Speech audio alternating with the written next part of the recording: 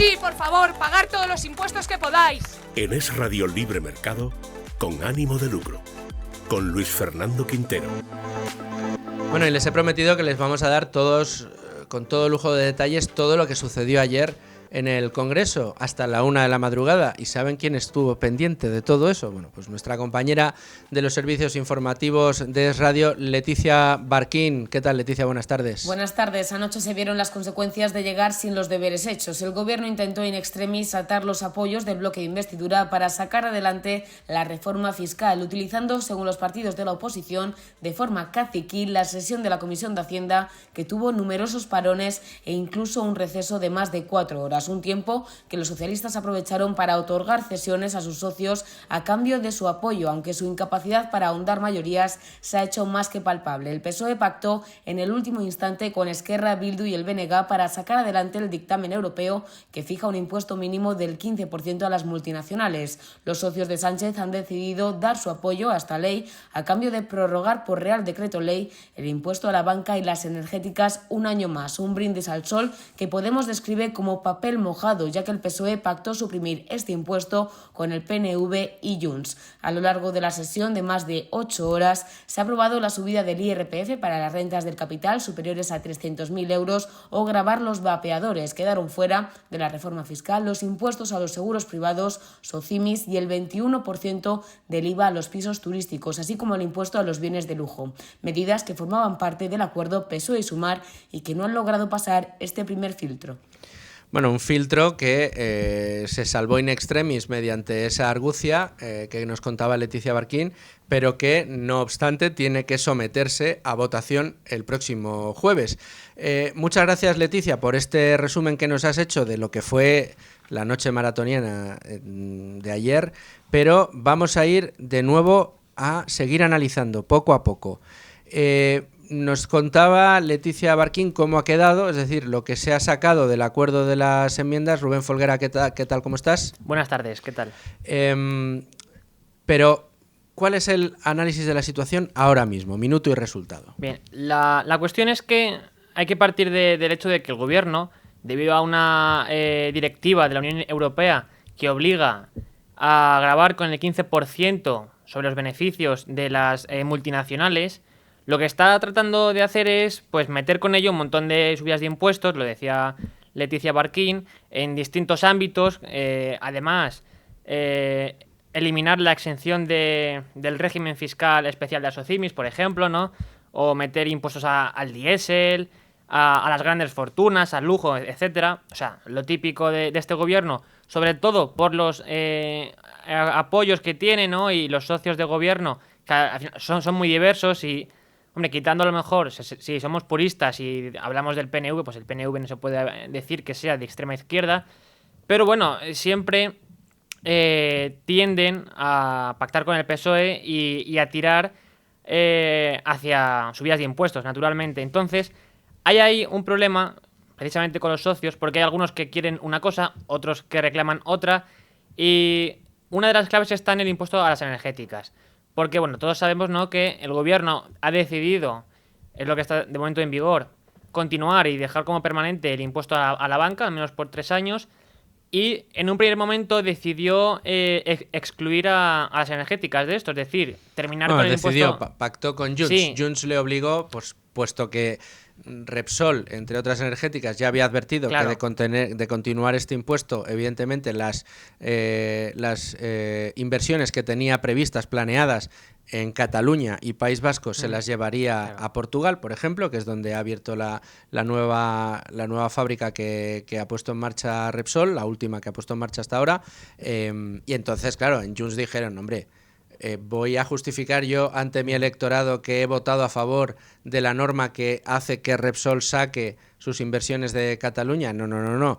Esto no me lo puedes aprobar, dijo Junts. Y entonces el gobierno decidió, vale, pues decae este impuesto, pero el de la banca continúa. Bueno, el de la banca, el del diésel y todos los demás que están encima de la mesa.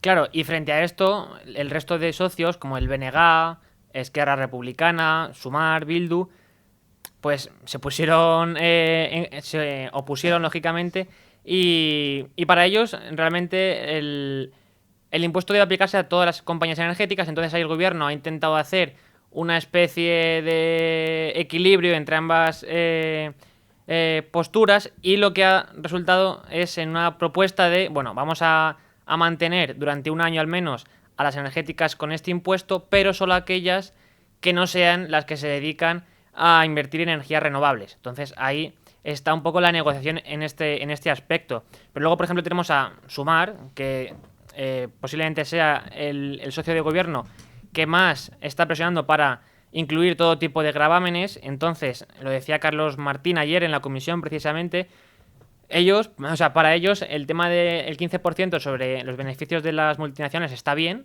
pero lo ven demasiado poco, porque para ellos debería ser del 21%.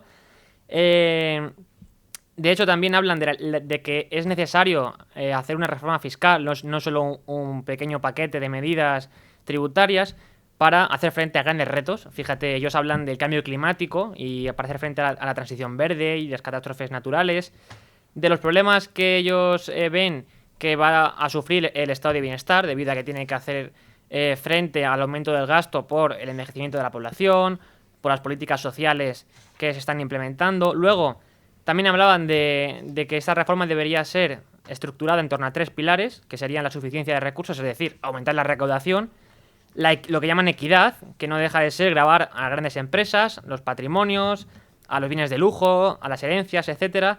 También a los apartamentos turísticos, que lo ven muy injusto, que ven muy injusto que esto exista y que debería toda la vivienda que se alquile, que no sea para fines turísticos, sino para alquiler de uso, digamos, habitual. Y luego también inciden en el tema de las SOCIMIs. Y por último, abogan también por un sistema tributario que sea eficiente, ¿no? Y para ello pues piden no incurrir en doble imposición, pero no por motivos tributarios, sino por motivos legales, porque puede suponer un problema. Y vamos a escucharle. Es una buena noticia que aquellas empresas que más se benefician de la organización social empiecen a aportar como mínimo un 15% de sus beneficios. A nosotros nos hubiera gustado que fuera más, que fuera al menos el 21%. Una reforma fiscal debe guiarse debe puntuar alto en 3 grandes apartados: el de suficiencia de recursos, el de la equidad y el de la eficiencia del sistema impositivo. Eficiencia del sistema impositivo, llaman a cobrarnos cada vez más. Es tremendo lo de este país. Pero esto era lo que pedía Sumar. Rubén, ¿qué es lo que está pidiendo Esquerra? Esquerra lo que pide es que no se haga esta vista gorda con las empresas energéticas que invierten en energías renovables. Para ellos, todas las empresas energéticas tienen que que tributar con este impuesto extraordinario. A por todas. Aquí a todas. Lo que se dediquen da igual. A por todas. El caso es sacar más pasta. Y a esto se suma Bildu y BNG, por supuesto. Y ahí es donde está el punto de fricción con Junts, principalmente. Porque Junts, como decía, no quiere que esto suceda. Entonces el gobierno ha dicho, bueno, pues vamos aquí a buscar cómo contentar a todos, ¿no? Y está por ver que contente a todos. Porque el próximo jueves tendrá que ser votado en el Congreso de los Diputados, y ahí es donde veremos si esto sale adelante o no, este tipo de medidas. Claro, la gracia de lo que sucedió ayer es que salvaron una votación, pero es una votación que puede cambiar por completo de aquí al próximo jueves, porque finalmente entonces, ¿cómo ha quedado la famosa reforma fiscal? Pues que quieren colar como enmiendas dentro de la aprobación de otra ley, es que sí. Échale guindas al pavo. Claro. Se incluye el impuesto del mínimo global al 15% de los beneficios de las multinacionales. Que este es el es lo único que nos obliga a Europa. Sí. Esto es lo que nos pide Europa, esto es lo que ya dijeron que se iba a aprobar, y en las enmiendas a esta ley es donde se está metiendo la reforma fiscal que contempla. Sí, pues por un lado subir 2 puntos porcentuales el IRPF para las rentas del capital superiores a 300.000 euros, que pasarían del 28 al 30%. También un aumento de los impuestos sobre el tabaco, nuevos tributos para los vapeadores, cambios normativos para lo que ellos llaman combatir el fraude fiscal en el sector de los hidrocarburos. También se va a tratar de impulsar una modificación de la directiva europea del IVA para gravar también a los alquileres turísticos, como decía anteriormente, y fomentar el uso de la factura electrónica. Y sin embargo, lo que ha sufrido un grave varapalo es, por un lado, el impuesto del 25% para SOCIMIs en sociedades. Todos estos tributos que estaban planteando sobre los yates, los bienes suntuarios, que llaman de forma tan despectiva, los aviones privados, los Lamborghinis, como si aquí todo el mundo tuviese Lamborghinis, Y luego también planteaban un castigo a los seguros de salud propios de la sanidad privada. Y de hecho, Bueno, así. sí, esto es divertidísimo. El que quieran grabar a aquellos.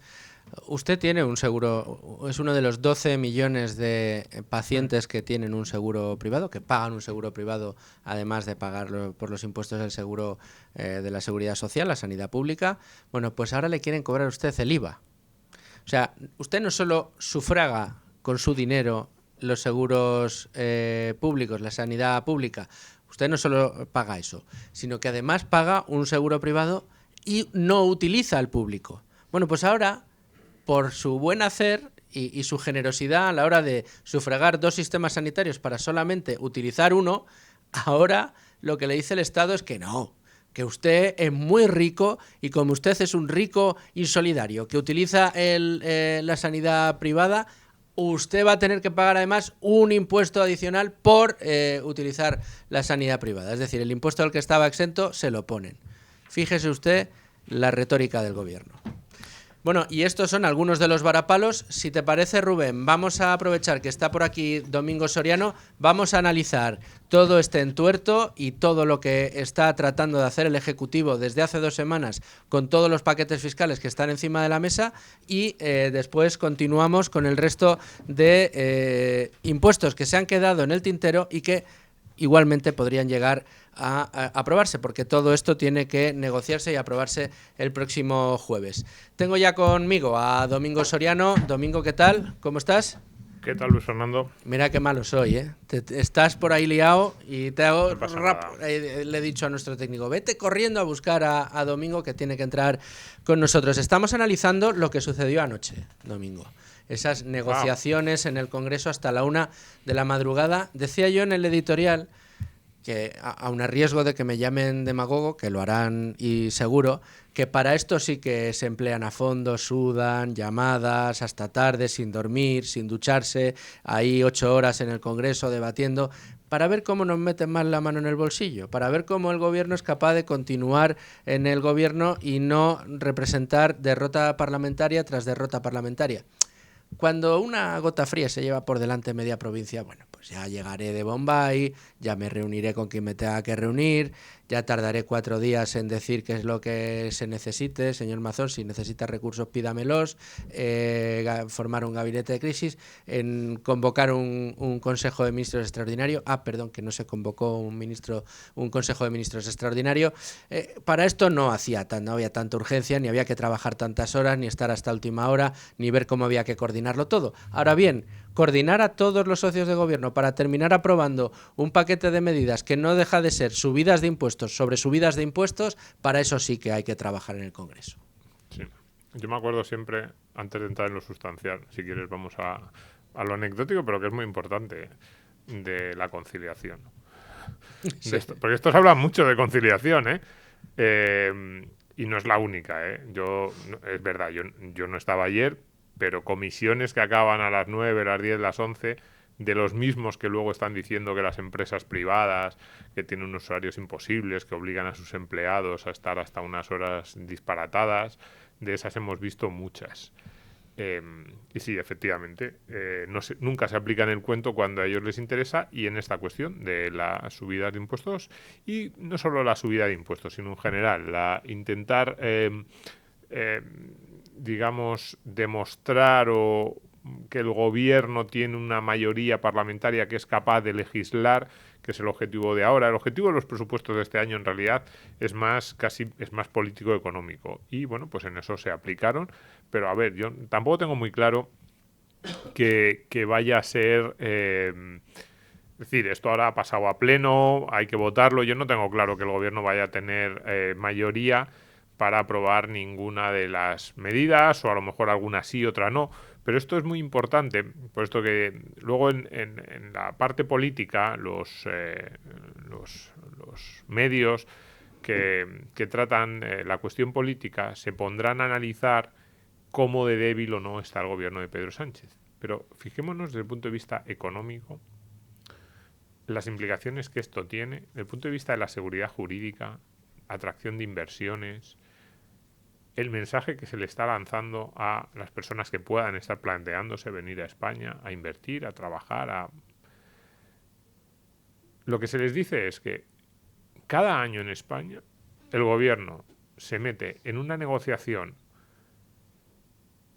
absolutamente disparatada en las formas, en la que no se sabe nunca lo que va a ocurrir, que lo que ocurra va a depender de la situación parlamentaria puntual del gobierno en ese momento, de si hay elecciones regionales o no en alguna autonomía que le interese, de la situación interna de cada uno de los partidos, de si están unidos en ERC o en Bildu hay un nuevo liderazgo, y que de ese tipo de cosas que nos pueden parecer anecdóticas, incluso a veces hacemos chistes, pues de eso va a depender si se aprueba cada uno de los impuestos. Entonces, frente a la idea teórica de la que nos hablan de un sistema fiscal más o menos unificado, con una lógica que a lo mejor tú y yo no compartimos, porque creemos que debería ser un sistema fiscal pues con impuestos más bajos, pero te dicen, no, pero es necesario para sostener el estado del bienestar, por la razón que sea. Pues de esa idea lo que tenemos es un puzzle absurdo que sale como consecuencia de las diferentes negociaciones que a 8 bandas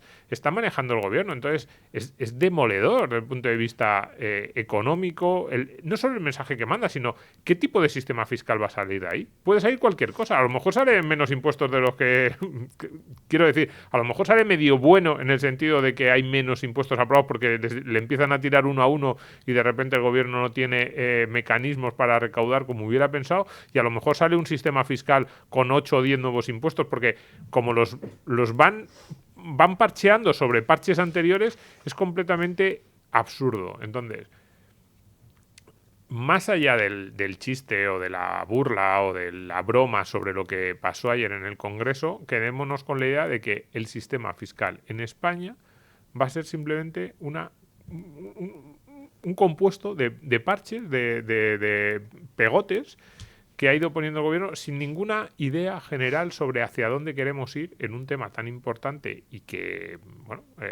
determina tantas decisiones económicas como qué es lo que grabamos, con qué tipos, en qué condiciones, durante cuántos años, no sé, la energía, la banca, algunos de los sectores más importantes ahora mismo no saben qué impuestos van a tener que afrontar ya no el año que viene y el siguiente, cuáles van a ser los tipos, si se van a renovar o no. Es imposible hacer una inversión a largo plazo en España. Cualquier empresa mínimamente grande que quiera ahora plantearse hacer inversiones en España, si a mí me preguntara, le diría no lo hagas, porque no sabes cuáles van a ser las condiciones a las que te vas a enfrentar en ninguno de los próximos 3 o 4 ejercicios. No, ya no la arbitrariedad legislativa o la arbitrariedad fiscal que emana un poco de estas negociaciones a 1000 bandas que llevamos viendo 2 semanas. A mí siempre me gusta recordar, insisto, que cuando la Dana se llevaba por delante Valencia, lo que estaban negociando, aparte de blindarse el Consejo de Radio Televisión Española, eran estas medidas, esta reforma fiscal que tiene encima de la mesa el Ejecutivo.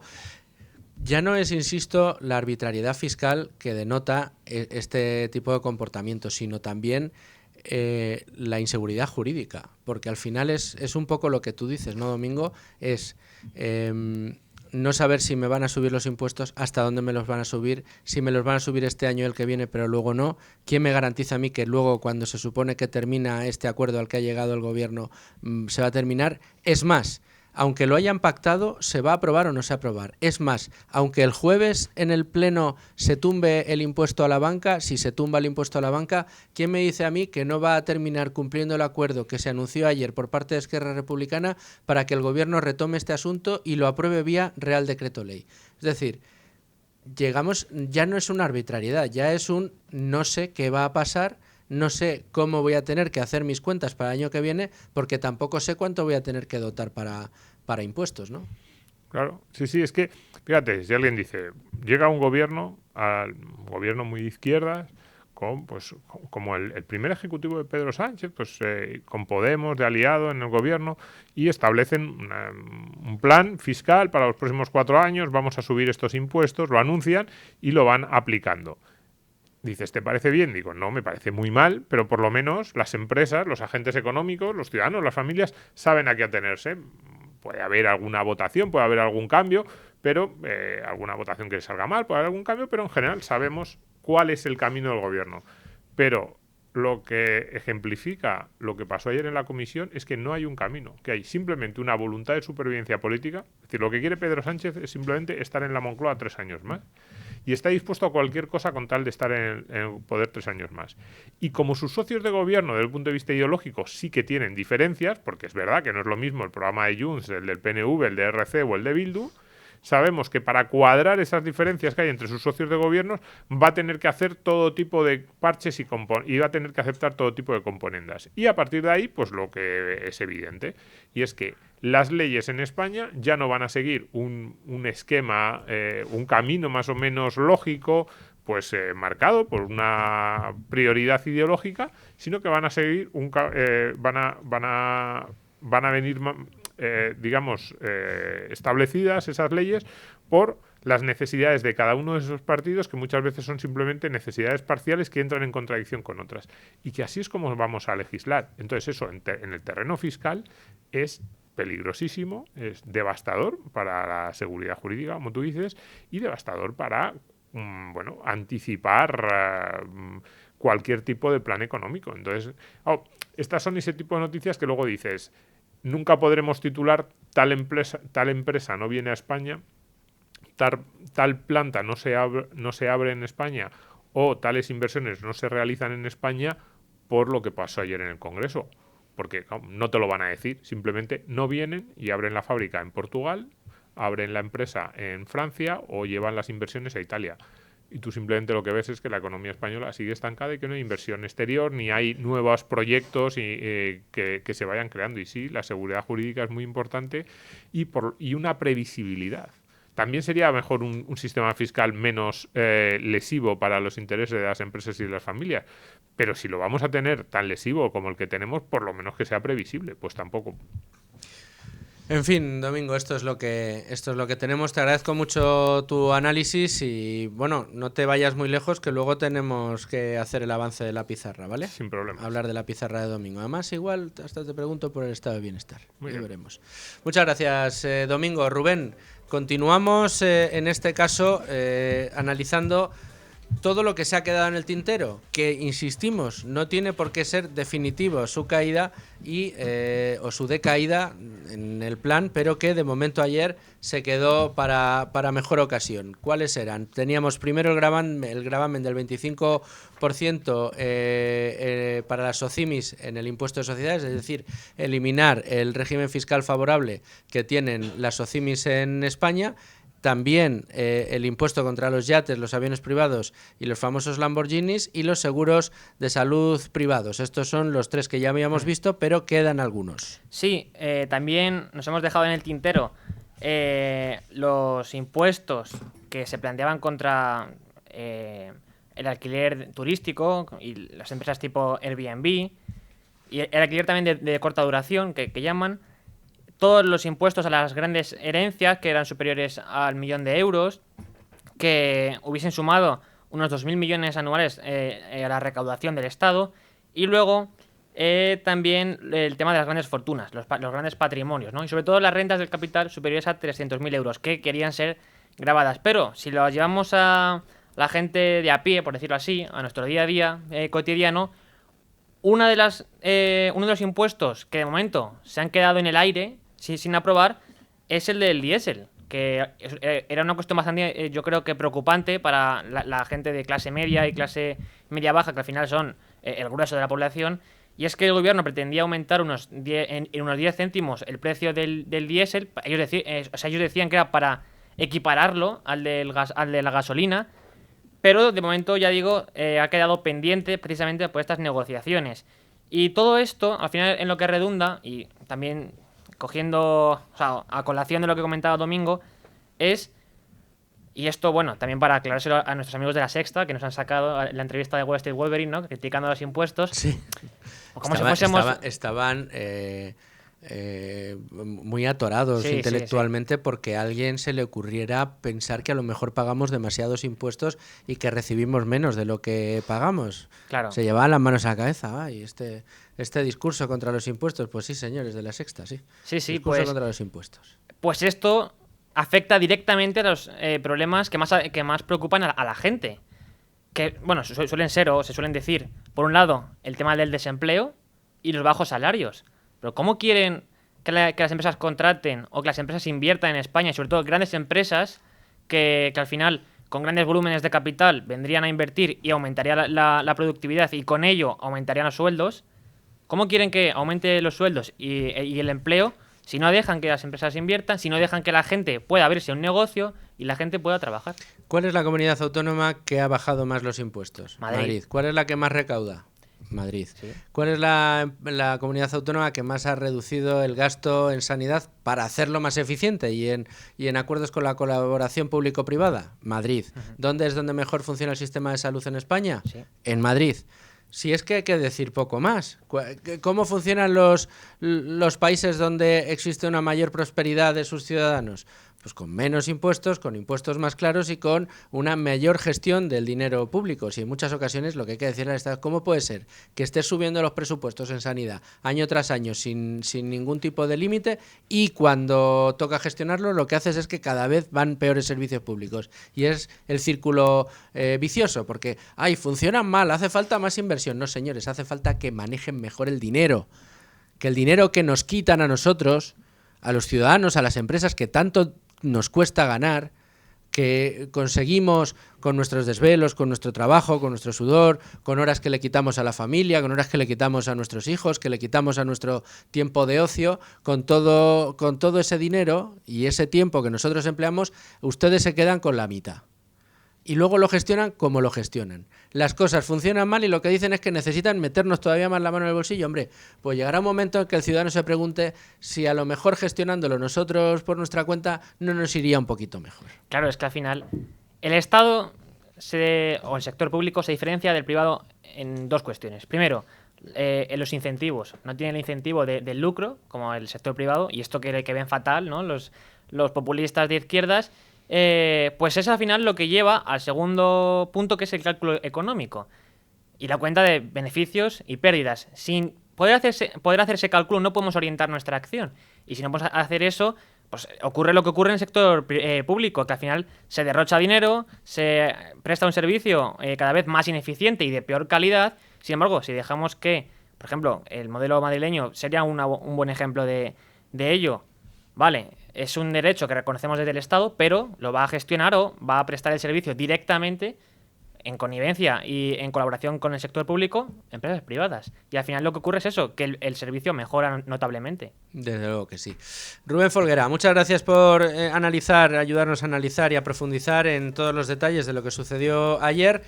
Mañana iremos con asuntos también de interés, pero no te vayas porque vamos a abrir mercados con Antón Diez-Tubet, de Country Manager de Trade Republic en España, y a ver qué nos cuenta. Tenemos también la bolsa un poquito revolucionada.